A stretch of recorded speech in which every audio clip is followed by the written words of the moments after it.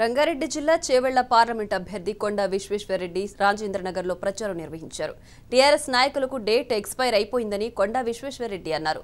కాంగ్రెస్ పార్టీని వీడిన సబితా ఇంద్రారెడ్డి, కార్తిక్ రెడ్డి పోయినంత మాత్రాన పార్టీకి నష్టమేమీ లేదని ఆయన చెప్పారు. ఈసారి చేవెళ్ల నుంచి తాను అత్యధిక మెజారిటీతో గెలుస్తానని విశ్వేశ్వరరెడ్డి ధీమా వ్యక్తం చేశారు.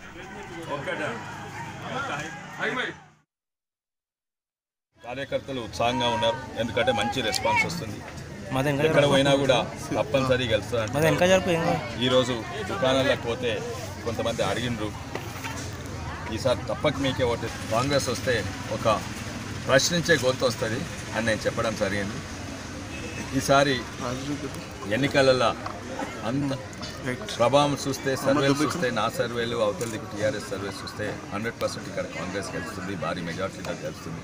అందుకే వాళ్ళందరూ కూడా ఎంతోమంది టీఆర్ఎస్ నాయకులు, టీఆర్ఎస్ కార్యకర్తలు కూడా నాకు సపోర్ట్ ఇస్తున్నారు. ఎస్పెషలీ టీఆర్ఎస్లో యూటీ బ్యాచ్, ఉద్యమ తెలంగాణ బ్యాచ్ అయితే మొత్తం నాకే సపోర్ట్ ఇస్తుంది. అంటే చిన్న చిన్న కార్యకర్తలు ఉద్యమంలో పార్టిసిపేట్ చేసుకొని వాళ్ళు బంగారు తెలంగాణ అయితే వచ్చిందో వాళ్ళందరూ కూడా నిరాశ చెంది, ఇంకోటి వాళ్ళ డేట్ ఎక్స్పైర్ అయిపోయింది టీఆర్ఎస్ బ్యాచ్లో.